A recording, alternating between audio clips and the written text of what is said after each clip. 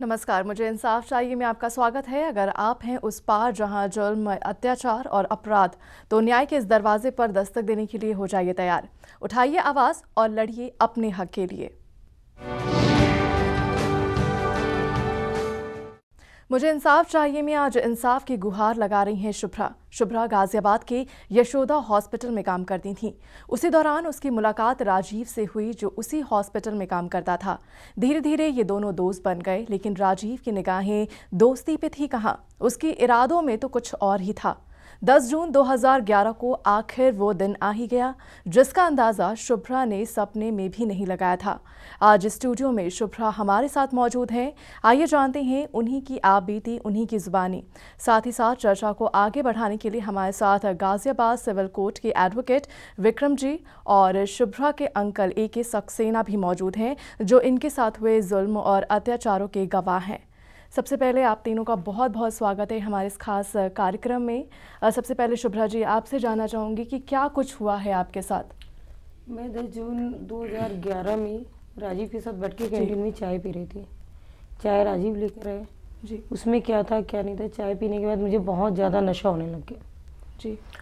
5:30 के करीब मुझे बहुत ज़्यादा चक्कर है। मुझे लगा कि मैं अब ऑफिस में नहीं बैठ पाऊँगी, तो मैं घर जाने के लिए थी।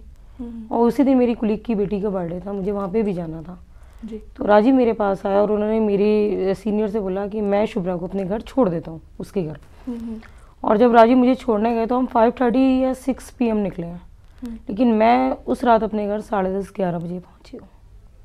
जी, तो क्या कुछ हुआ फिर उस दौरान? आपने जैसा कहा कि आपने चाय पी, चाय में क्या कुछ नशीला पदार्थ मिला दिया था राजीव? आई थिंक कुछ नशीला नहीं, कन्फर्म नशीला था, क्योंकि मुझे ऐसी कोई प्रॉब्लम नहीं है जिससे मुझे चक्कर है। जी। तो आपकी कब से जान पहचान? आप हॉस्पिटल में आप एक साथ काम करते थे, फिर जैसा कि आपने बताया कि इस तरीके का नशीला पदार्थ पिलाया आपको, बाद में आपको लगा कि आपके साथ कुछ गलत हुआ है और फिर आपने शादी भी की। आपके पति हैं राजीव, तो आपको ऐसा क्यों लगा कि आप उस पर विश्वास कर सकती हैं, आप एक पवित्र बंधन में बन सकती हैं उनके साथ? मैं बताती हूँ मैम, जब 9:30-10 के करीब मुझे होश आया जी, तो मैं नवयुग मार्केट के मेट्रो होटल में थी जी। मैंने राजीव का मोबाइल उठा के देखा, उसमें कुछ क्लिपिंग थे। मैंने राजीव को इस चीज़ का विरोध करा। उसने मुझे बोला आई जस्ट लव यू, मैं शादी करना चाहता हूँ, मैं सबके सामने तुम्हें एक्सेप्ट करना चाहता हूँ। उसने मुझे शादी का आश्वासन दिया, उसने अपनी गलती मानी जी। क्योंकि वो फर्स्ट टाइम में अपनी गलती मान चुका था, तो मुझे लगा कि शायद उससे गलती हुई है, एक बार माफ़ करना चाहिए जी। उसके दौरान भी मतलब जुलाई तक वो मेरे शारीरिक शोषण भी करता रहा, फिजिकल जी, और मुझसे पैसे लेता रहा, काफ़ी चीज़ें ली उसने मुझसे, गोल्ड भी लिया है जी। तो आपने कभी इस चीज़ का विरोध नहीं किया? नहीं, मैं विरोध करती थी तो वो कहता था तुम्हारी वीडियो क्लिप मेरे पास है। तो मतलब वो आपको ब्लैकमेल करते थे? ब्लैकमेल ही हो रही थी मैं जी। तो आपने कभी भी अपने परिवार वालों से इस बात को लेकर शेयर किया हो? एक्चुअली मेरे पापा नहीं है, मैं जॉइंट फैमिली में रहती हूँ, भाई बहन है नहीं, तो थोड़ा सा हेजिटेशन हो रहा था मुझे सबको बताने में जी। और एक समय वो आया कि जब मुझे ये लगा कि मुझे ये जॉब छोड़ देनी चाहिए जी, तो मैंने जुलाई 31 को जॉब छोड़ दी। तो कहीं ना कहीं वो जो आपको ब्लैकमेल कर रहे थे राजीव, आपने उसी कमोबेश में आकर उनसे शादी कर ली थी? नहीं, मुझे जुलाई लास्ट में पता लगा कि मैं प्रेग्नेंट हूँ जी। तो मैंने राजीव को बोला, राजीव मेरे साथ 3 तारीख को फोर्टिस हॉस्पिटल के डॉक्टर नीरावान के पास गए जी, जहाँ की मेरी प्रेगनेंसी क्लियर हो गई जी। अब मैंने राजीव से कहा, राजीव बताओ क्या करना है। उसने मुझे फर्स्ट बोला कि अबॉर्शन करवा लो। मैंने कहा आप तो कह रहे थे शादी के लिए। कहने लगे अभी मैं शादी नहीं कर सकता। मैंने कहा मुझे तो अबॉर्शन नहीं करवाना जी। उस समय उन्होंने कहा ठीक है, मैं ठंडे दिमाग से सोचता हूँ, बाद में बात करता हूँ। मैं ऑफिस छोड़ चुकी थी यशोदा, वो वर्किंग थे जी। मैंने उन्हें कंटिन्यू फ़ोन करने शुरू करे, उन्होंने अवॉइड करना शुरू कर दिया। उन्होंने मुझे 5 तारीख को बताया कि उनकी कोई गवर्नमेंट जॉब में कोई लड़की है जिससे वो शादी कर रहा है जी। तो मैंने कहा ये मेरे साथ क्या है? कहते हैं तुम मुझसे जितने पैसे लेने हैं, 50,000, 40,000, 1 लाख, वो पैसे लो और इस बच्चे को अबॉर्ट करवा लो। बोला मैंने कहा मैंने पैसों के लिए ये सब नहीं करा, जितने पैसे आप मुझे दे रहे हो उतने मैं आपको देती हूँ और मेरी इज्जत वापस कर दीजिए। लेकिन वो इस सब चीज़ के लिए तैयार नहीं थे। उन्होंने अवॉइड करना शुरू कर दिया। जब यशोदा में पता लगा तो वो बिना बताए छोड़ के चले गए जॉब। उन्होंने किसी को कोई इन्फॉर्मेशन आज तक नहीं दी है कि उन्होंने जॉब छोड़ दी है।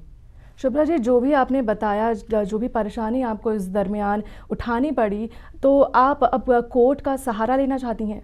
हाँ, मैंने जब उसकी सी ऑफिस में कंप्लेंट करी और जब हम लोगों ने मतलब सी ऑफिस में उसे बुलाया गया, डॉक्टर राजीव के यहाँ राजीव को बुलाया गया, तो राजीव घर से फरार थे। उससे पहले उन्होंने मुझे जाके हिंडन में धक्का दिया था कि तुम मर जाओ, जी। अगर तुम मुझसे प्यार करते हो, ये बच्चा मेरा है, तो तुम मर जाओ जी। वहाँ के मतलब मेरे पास प्रत्यक्ष प्रमाण है, वहाँ पे लोग मुझे बचा के निकाल के लाए और मेरे घर वालों के हवाले उन्होंने मुझे करा। उसके बावजूद उन्होंने मुझे मतलब उनके घर वालों ने और उन्होंने मुझे इतना फोर्स करा कि बच्चे को अबॉर्ट करवाओ, पर मेरा ये था मैं अबॉर्शन नहीं करवाऊँगी, चाहे मैं सिंगल मदर बनूँ, लेकिन मैं अबॉर्शन नहीं करवाऊँगी। मेरा पैर जलाया गया, उसकी छोटी बहन ने मेरा पैर जलाया, मेरे साथ मारा पीटी करी। उसकी रिपोर्ट मैंने ज्योतिनगर थाने में करी, लेकिन वहाँ पे मेरी कोई कार्रवाई नहीं हुई स्टेट वाइज कि आप गाजियाबाद जाइए, पहला मैटर आपके साथ गाजियाबाद हुआ था, जबकि मेरा पैर दिल्ली के एरिया में जला था। मेरी वहाँ पे रिपोर्ट दर्ज होनी चाहिए थी, पर नहीं हुआ।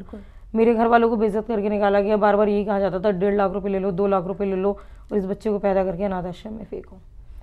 जब मैंने सीओ की कंप्लेंट करी तो 16 तारीख को वो आया और उसने एक्सेप्ट करा कि हाँ मैंने ये सब करा है जी। और अब जो है मैं शादी करने के लिए तैयार हूँ। रिटिन में समझौता हुआ हमारा, 17 तारीख को समझौता हुआ, 4 अक्टूबर को 2011 में मेरी शादी हुई जी। दिल्ली के आर्य समाज मंदिर में। जिन वकीलों के द्वारा शादी हुई वो वकील साहब उसकी तरफ से थे, पहले वो पहुंचा था और आज वो कहता है कि ये शादी मैंने दबाव में करी और ये शादी मैं मानता ही नहीं हूँ, ये शादी हुई नहीं है जी। तो यहाँ पर हमारी ये चर्चा आगे भी जारी रहेगी। फिलहाल यहाँ पर रुकूंगी एक बहुत ही छोटे से ब्रेक के लिए। मुझे इंसाफ चाहिए में वक्त हुआ एक छोटे से ब्रेक का। ब्रेक के बाद चर्चा को और आगे बढ़ाएंगे।